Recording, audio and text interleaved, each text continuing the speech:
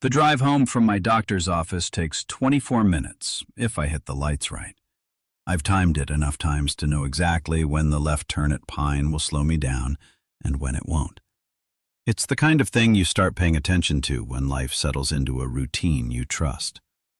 I've been making that same trip every 3 months for the past 4 years, ever since they found the irregular rhythm and decided it was something worth monitoring. Nothing urgent, my doctor always says, just something to keep an eye on. So I do. I watch the road. I watch the lights. I follow the same path home. There's comfort in that. By the time I turned onto Maple Crest, the street where my wife and I have lived for just over 3 decades, the afternoon had settled into that quiet stillness that makes everything feel predictable. The same trimmed hedges, the same parked cars, the same houses lined up like nothing inside them ever really changes. My house was exactly the way I left it that morning. White siding, blue shutters. The front porch my wife insisted we repaint every few years, even when it didn't need it. 32 years. That kind of time makes you believe in things staying the same. I pulled into the driveway and let the engine idle for a moment before turning it off. The ticking sound filled the silence, familiar and steady. For a second, I just sat there, hands resting on the steering wheel, letting the quiet settle in. That's when I noticed it. At first, it didn't register, just a piece of paper caught under the edge of my windshield wiper pressed flat against the glass. I assumed it was nothing. A flyer, maybe. Someone advertising lawn care or gutter cleaning. We get those all the time. I almost reached out and brushed it away without even looking, but something made me stop. Maybe it was the way it was placed, too deliberate to be random. Or the paper itself. Plain, slightly creased, not printed, not something mass-produced. I leaned forward and pulled it free. It had been folded once. I opened it slowly. The handwriting was uneven, pressed hard into the page like whoever wrote it didn't have time to be careful. Don't go inside. Come to my house first. You need to see this. I read it twice, then a third time. No name, but I didn't need one. I looked up automatically across the narrow strip of lawn that separated my driveway from the house next door. Russell was standing on his porch. He wasn't doing anything in particular, just standing there, one hand resting lightly on the frame of his screen door, watching me. He didn't wave, didn't call out, just watched. I've known Russell for 18 years, retired, quiet. The kind of man who notices details most people miss. The kind of man who doesn't write notes like this unless there's a reason. A real reason. Something tightened in my chest, and it had nothing to do with my heart. I glanced toward my front door. Closed. Still. Exactly the way it should have been. And for the first time in 32 years, I didn't feel certain about what was waiting on the other side of it. Russell pushed his door open just enough for it to creak. "Don't go in there," he said. And something in the way he said it made me listen. I didn't argue. I didn't ask questions either, not right away. Something in Russell's voice had already answered the only question that mattered. I stepped out of the car, still holding the note, and walked across the narrow strip of grass that separated our driveways. The air felt different somehow, quieter. Like the whole street had pulled back and was waiting. Russell held the door open before I reached the porch. "Come in," he said. No small talk, no explanation. That alone told me this wasn't nothing. His house smelled faintly like coffee and old wood, the same way it always had. Russell has lived alone since his wife passed a few years back, and everything inside reflects that. Clean, orderly, untouched by anything unnecessary. He led me straight into the living room. There was a laptop already open on the coffee table. He gestured for me to sit. I did.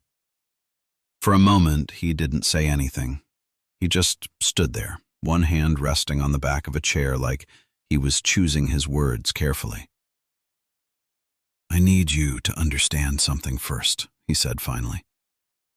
"I wasn't watching your house." I looked up at him. "I put a camera up last spring," he continued, "after those package thefts on the block. It covers my driveway and part of the street." He paused. "I didn't expect it to catch anything like this."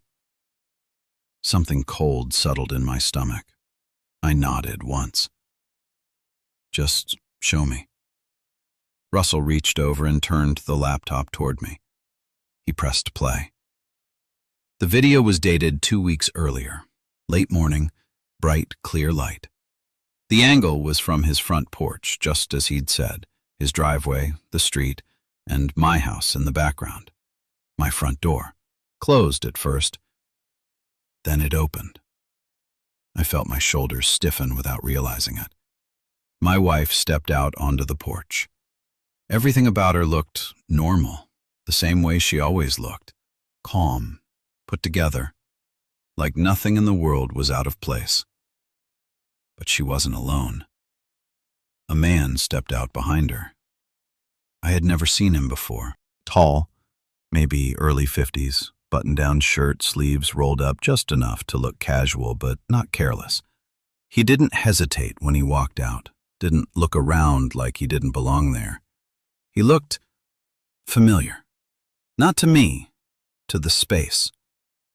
They stood on the porch together, close, not touching, not in any way that would make you immediately think something was wrong, but close enough that you didn't question whether they knew each other. They spoke for a minute, maybe 2. No audio, just movement, small gestures, the kind people make when they're comfortable. Then my wife handed him something, an envelope. He took it, slid it into his jacket pocket, and said something I couldn't hear. Before he left, he reached out, just briefly, and touched her arm. Not accidental, not distant. Familiar. He walked back to a gray sedan parked at the curb and got in. The car pulled away slowly. The screen went still. Russell paused the video. Neither of us spoke for a few seconds. I kept my eyes on the frozen frame, my wife standing alone on the porch now, the door just behind her, like nothing had happened. "Who is he?" I asked finally. Russell didn't answer right away. Instead, he reached for the laptop again. "There's more," he said quietly. And something in the way he said it made the room feel smaller. Russell didn't look at me when he said it. "There's more." He clicked to another file. The second video loaded almost immediately. Different day, same angle, same quiet street. Timestamp? The previous Thursday, just after 11 in the morning. "I started checking after the first time," Russell said, his voice low, steady. "Didn't feel right." I didn't respond. I was watching the screen. The same gray sedan pulled up to the curb, same position, same timing. My front door opened again. My wife stepped out. And a moment later, the same man followed. They stood in nearly the exact same spot as before. Same distance, same familiarity. Like this wasn't something new. Like it was something practiced, routine. I felt something shift inside me. Not panic, something colder. Recognition. Russell let the clip run this time. The interaction was almost identical. Quiet conversation, small gestures, the same easy body language. At one point, my wife smiled at something the man said. It wasn't forced. It wasn't polite. It was natural. That, more than anything else, stayed with me. The video ended. Russell didn't stop there. He opened a third clip, then a fourth. 4 visits, 6 weeks, always the same day, Thursday, always within the same hour, late morning. I didn't need to think long to know why. "That's when I'm out," I said. Russell nodded once. "Woodworking class, right?" I stared at the screen. 2 years. every Thursday. Same schedule, same absence. They knew, I said quietly. Russell didn't answer. He didn't need to. I leaned back slightly, my eyes still fixed on the paused frame of my own front porch. My house, my door, the place I'd walked into every day for 32 years without a second thought. "Who is he?" I asked again. This time, Russell moved. He reached over to the table beside the laptop and picked up a folded piece of paper. He hesitated for just a second before handing it to me. "I didn't want to jump to conclusions," he said, "but after the third time, I ran the plate." I unfolded the paper, a name, an address, and below it, a title: Senior Associate, Estate Planning Attorney. I read it twice, then again. The words didn't fit. Not with what I had just seen, not with anything that made sense. "An attorney?" I said. Russell nodded. "From a firm about 12 miles east of here." I checked. I looked back at the screen. The man in the video didn't look like someone sneaking around. He looked like someone working, focused, comfortable, expected. My grip tightened slightly on the paper. "My wife and I already have an attorney," I said slowly. "We've had the same one for years." Russell's expression didn't change. "I figured," he said. Silence settled between us again, but it didn't feel empty anymore. It felt loaded. "Russell," I said, my voice quieter now, "why would she need a different one?" He exhaled slowly, like he'd been waiting for that question. Then he reached for the laptop again. "There's one more thing," he said. This time, it wasn't a video. It was a document, black text on a white background, official, structured, the kind of format you recognize even before you understand what you're looking at. "I asked my daughter to check something," Russell said. "She works at the county clerk's office." My chest tightened again, not sharp, heavy. He turned the screen fully toward me. Your name came up.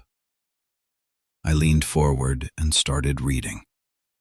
It took a few seconds for the words to register, a few more for them to make sense. And when they did, everything else fell away.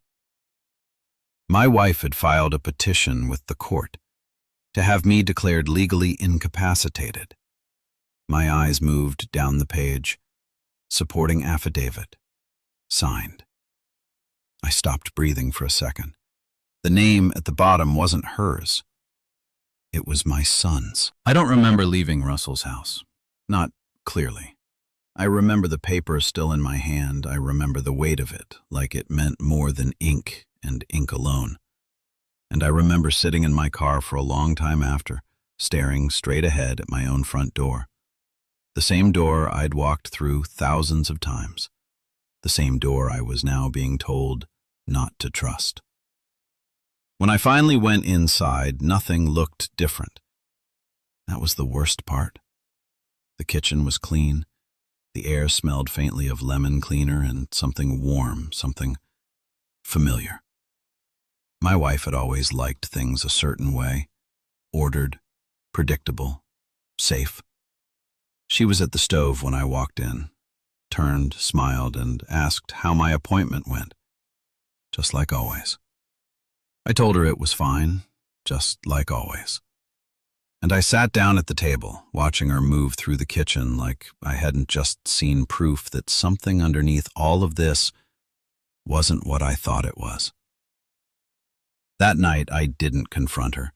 I didn't ask about the man. I didn't mention the petition.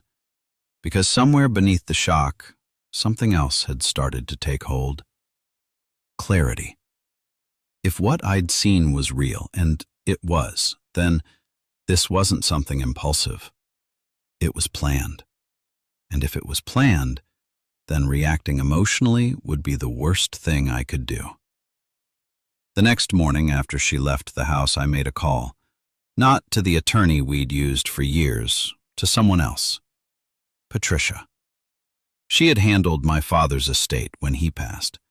Later, she reviewed the contracts when I sold my engineering business. I trusted her, not because she was kind, but because she was precise. She called me back within the hour. I told her everything. She didn't interrupt, didn't react, just listened. When I finished, there was a brief silence on the line. Then she said, "Don't confront her. Not yet." Her voice was steady, certain. "Do not move any money. Don't sign anything. And don't let her know that you know." I swallowed. "Can you help me?" "Yes," she said, "but we need to move carefully." The next 10 days changed everything. Patricia started with the accounts. At first glance, nothing looked wrong. Statements were clean, no large withdrawals, no obvious red flags. But she didn't stop there. She traced patterns, small transfers, $800 here, $2,000 there. Never enough to trigger alerts, never enough to stand out, but over time, it added up. More than $200,000 moved quietly, methodically, into an account I didn't recognize, in my wife's name alone. I stared at the numbers on Patricia's screen, trying to reconcile them with the life I thought I was living. "This wasn't rushed," she said calmly. "This was done over time. Intentionally." There was more. The attorney, the one from Russell's footage. He wasn't just visiting. He had been drafting documents, a revised trust, a power of attorney, legal authority that would activate if I were declared incapacitated. My chest felt tight again, but not from fear, from understanding. "If the court approves that petition," I said slowly. Patricia nodded. "She controls everything. House, accounts, investments, all of it. And I can't stop it." "You can," she said, "but not by confronting her." She leaned forward slightly. "You stop it with evidence." So that's what I started doing. I went home that afternoon and acted like nothing had changed. I asked about her day. I ate dinner. I smiled when I was supposed to. And the next morning, I installed cameras. Small ones, carefully placed. One in the home office, one in the hallway near the filing cabinet, one in the garage. Not to invade, to document. Because for the first time in my life, I wasn't trying to understand what was happening. I was trying to prove it. The footage didn't take long. It never does when you know what you're looking for. 3 days after I installed the cameras, I caught it. A Wednesday evening. I was in the living room, the television on low, something meaningless playing just to fill the silence. My wife sat at her desk in the home office, the door slightly ajar. On my phone, I watched the live feed. She opened the filing cabinet, pulled out a folder I recognized immediately. Financial records. The kind we had organized years ago and rarely touched unless something needed to be signed. She flipped through the pages quickly. Then she took out her phone and started taking pictures. One page, then another. Careful, efficient, like she'd done it before. I didn't move, didn't react, just watched. Because now, it wasn't suspicion anymore. It was confirmation. 2 days later, Russell knocked on my door early in the morning. I opened it before he could knock a second time. "My daughter called," he said quietly. "Hearing's been scheduled." My stomach dropped slightly. "How long?" 12 days. That was it. The timeline was real now. Everything they had been building toward, it had a date. That same afternoon, I sat across from Patricia again. This time, I didn't come with questions. I came with evidence.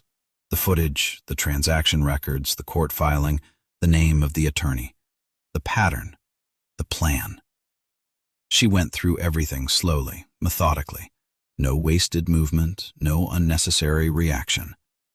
When she finished, she closed the folder and looked at me. "We're ready."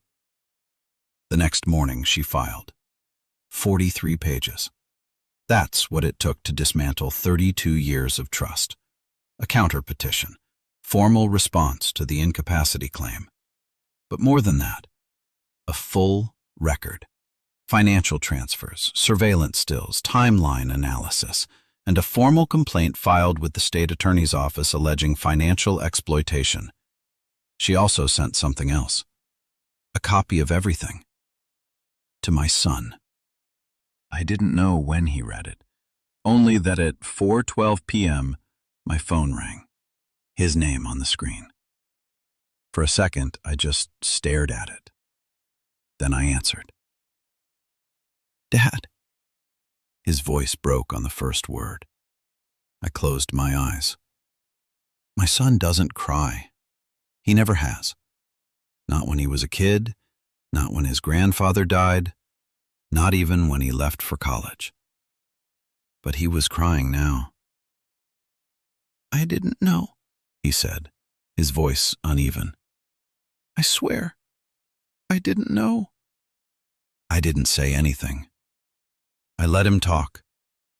He told me what she had told him, that I was forgetting things, that I was getting confused, that I had started accusing her of things that weren't real, that the doctors were concerned, that she was trying to protect me, protect us.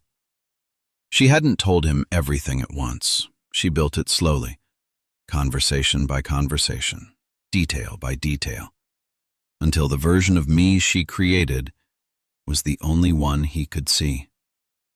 And he believed her, because she was his mother, and because he wasn't here. "I signed it," he said quietly. "I thought I was helping." I looked out at the backyard as he spoke, the same yard where I taught him how to throw a ball, where we built a treehouse that lasted longer than it should have. "I know," I said, and I meant it. There was a long pause. Then he asked, "What do you need me to do?" That was the moment everything shifted. Not legally, not strategically, personally. "I need you to tell the truth," I said. He didn't hesitate. "I will." He flew in 2 days later. We didn't argue, didn't yell. We sat at the kitchen table, the same one we'd used for years, and I showed him everything. The numbers, the footage, the documents. He watched the videos in silence. His mother standing on the porch, the man beside her, the envelope, the familiarity.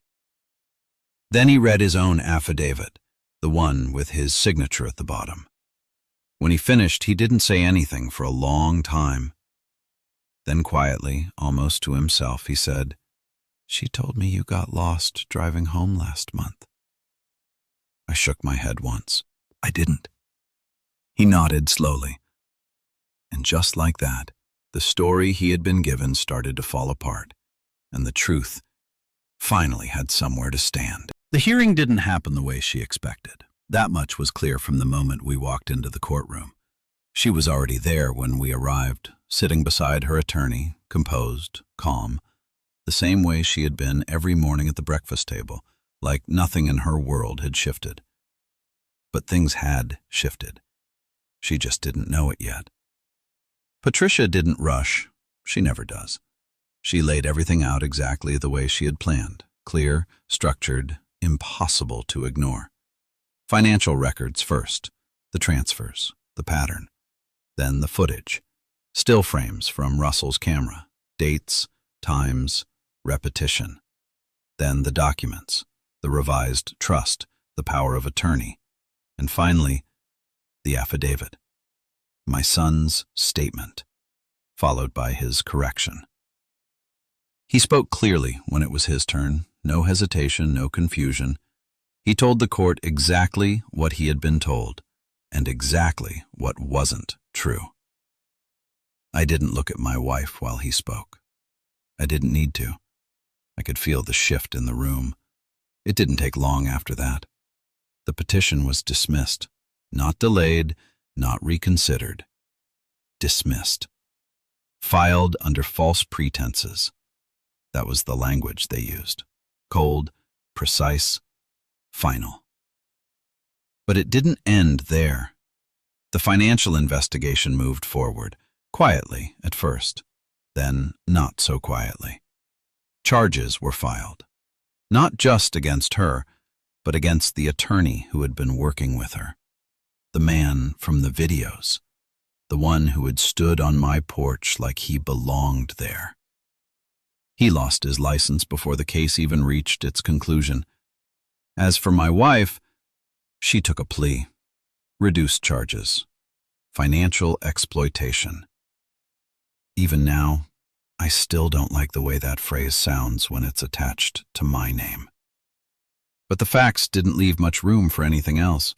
Restitution was ordered, every dollar returned. Patricia made sure of that. I signed the divorce papers on a Tuesday morning. It was cold outside. The kind of gray, quiet cold that makes everything feel a little unreal, like you're watching your own life from a distance. When I got home, I sat in the driveway for a minute before getting out. Across the street, Russell was checking his mailbox, same as always. He looked up, saw me, and gave a small nod. I nodded back. Some things don't need words. The house felt different after that. Not empty, just honest. Like something false had been stripped away. My son stayed for a few days before flying back. We didn't try to fix everything all at once. We just talked, sat on the back porch, drank coffee, said what needed to be said, left the rest for later. He calls every Sunday now. Sometimes we talk for 10 minutes, sometimes longer. It's not what it used to be, but it's real. And right now, that's enough. I still go to my appointments, still take the same drive, still notice the same things along the way. But something shifted, not in the world, in me. Last month I repainted the front door. It had been the same color for years. My wife picked it out, said it made the house feel welcoming. I chose something different. Not dramatic, just different. A small change. But sometimes that's all it takes. Because here's what I've learned. You can live in the same place for decades and still not see what's right in front of you. Until one day, someone leaves you a note, and everything changes.